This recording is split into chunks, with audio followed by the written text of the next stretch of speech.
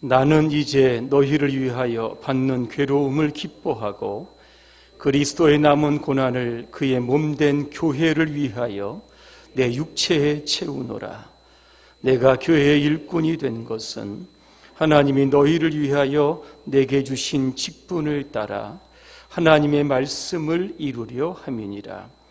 이 비밀은 만세와 만대로부터 감추어졌던 것인데 이제는 그의 성도들에게 나타났고 하나님이 그들로 하여금 이 비밀의 영광이 이방인 가운데 얼마나 풍성한지를 알게 하려 하심이라.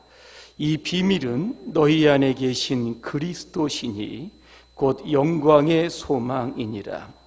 우리가 그를 전파하여 각 사람을 권하고 모든 지혜로 각 사람을 가르침은 각 사람을 그리스도 안에서 완전한 자로 세우려 함이니 이를 위하여 나도 내 속에서 능력으로 역사하시는 이의 역사를 따라 힘을 다하여 수고하노라.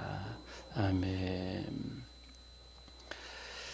내가 교회의 일꾼이 된 것은 이라는 주제로 말씀을 드리겠습니다. 오늘 본문에 보니까 교회라고 하는 용어가 나옵니다. 교회란 무엇일까? 원어로 두 가지로 해석을 합니다. 첫째는 큐리아칸이라고 합니다. 이것은 교회당 같은 공간적인 의미를 사용할 때 이 교회라고 합니다. 또 하나는 여러분 잘 아시는 에클레시아 이렇게 부릅니다.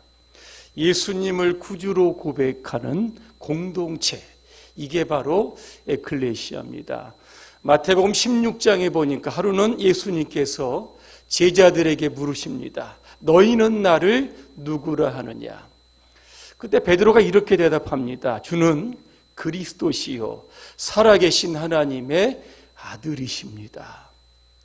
이 대답을 듣고 예수님은 뭐라고 말씀하시냐면 내가 이 반석 위에 내 교회를 세우겠다, 그렇게 말씀하고 있습니다. 교회는 건물이 아닙니다. 예수님을 신앙 고백하는 이 신앙의 공동체가 바로 교회입니다. 그러면 저희들은 이 교회의 일꾼으로 부르셨습니다.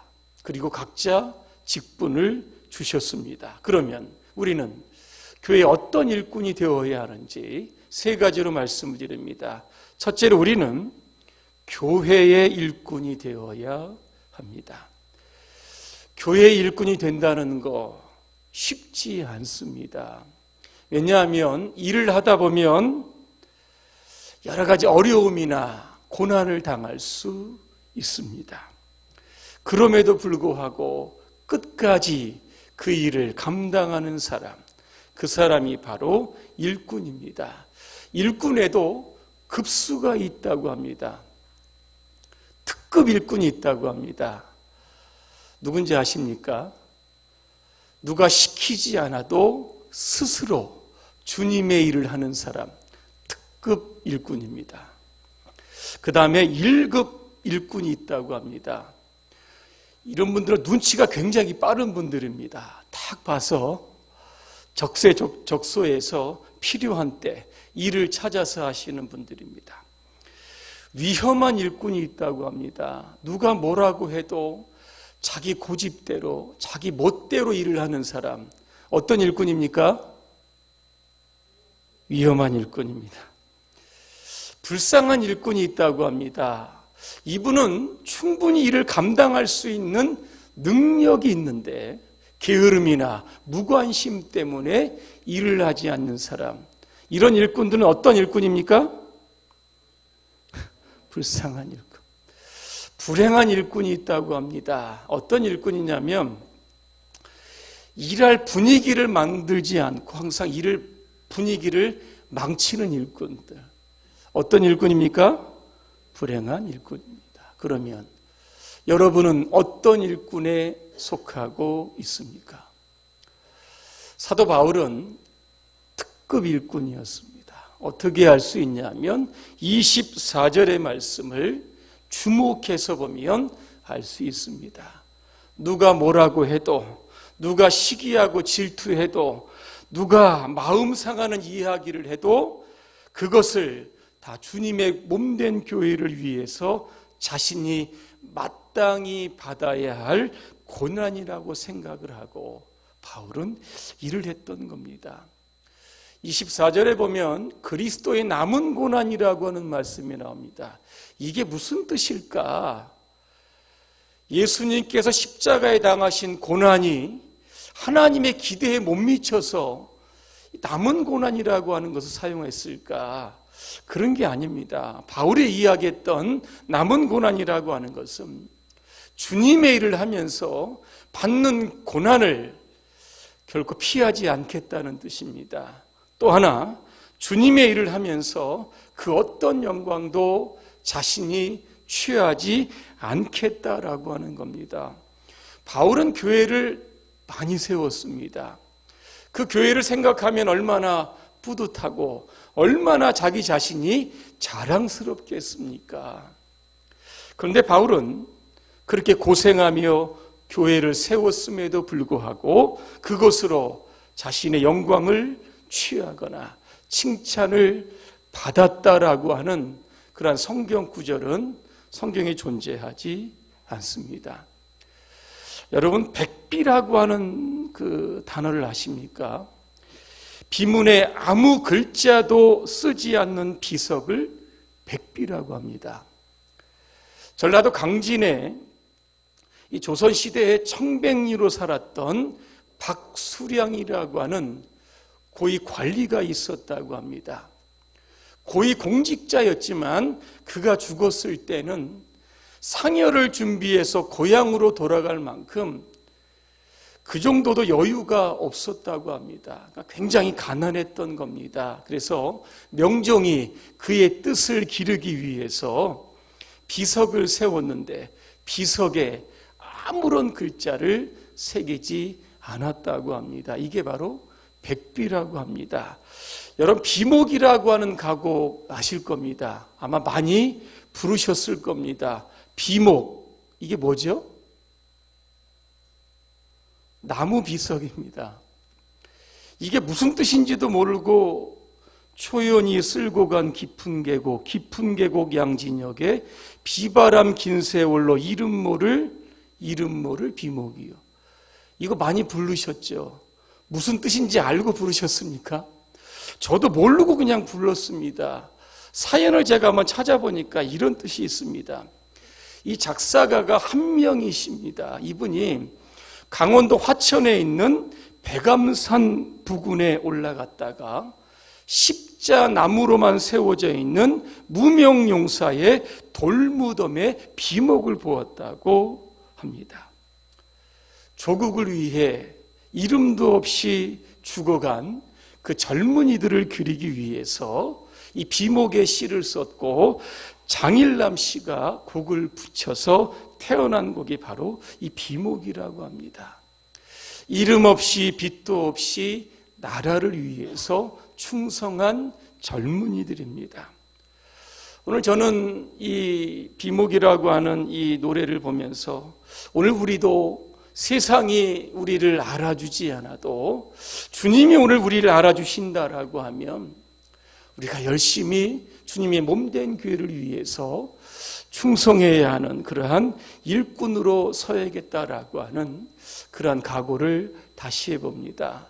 저와 여러분이 훗날 주님 앞에 섰을 때에 이러한 동일한 고백이 있었으면 좋겠습니다. 누가복음 17장 10절입니다. 우리는 무익한 종입니다. 우리가 하여야 할 일을 할 뿐입니다. 이런 고백이 있었으면 좋겠습니다.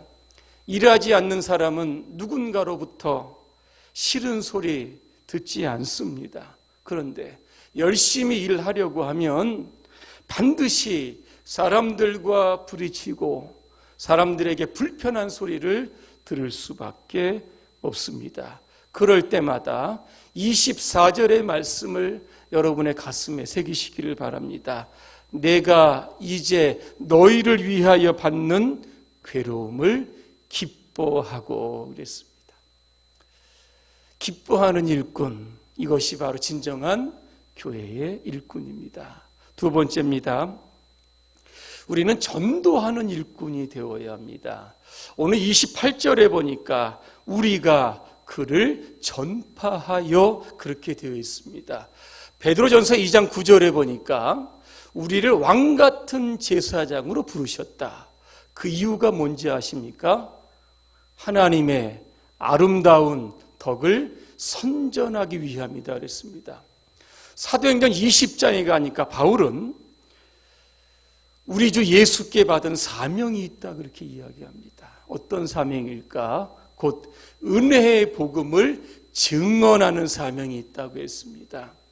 나는 그 사명에 목숨을 걸었다. 바울은 그렇게 이야기를 합니다. 왜 우리가 전도해야 될까? 에스겔 3장에 보니까 아주 명확하게 적시가 되어 있습니다.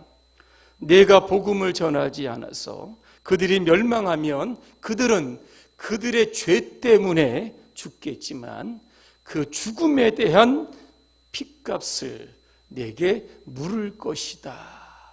이런 말씀이 있습니다. 오늘 국민일보에 보니까 한 생명이라도 더 구하려고 사투, 흥남작전은 주님이 이끄신 역사, 이런 타이틀이 있습니다. 이 내용을 잠깐 좀 소개해 드리려고 합니다. 올해 91살인 로버트 루니 예비역 제독이 지난 6월 18일에 한국을 방문합니다. 서울에 있는 현충원을 방문한 이후에 흥남작전에 대해서 입을 열었습니다. 1950년 12월입니다. 중공군의 개입으로 전황이 불리해집니다. 자, 북진했던 미국과 한국이 피난민과 함께 흥남항에서 선박으로 철수한 작전이 바로 흥남철수작전입니다.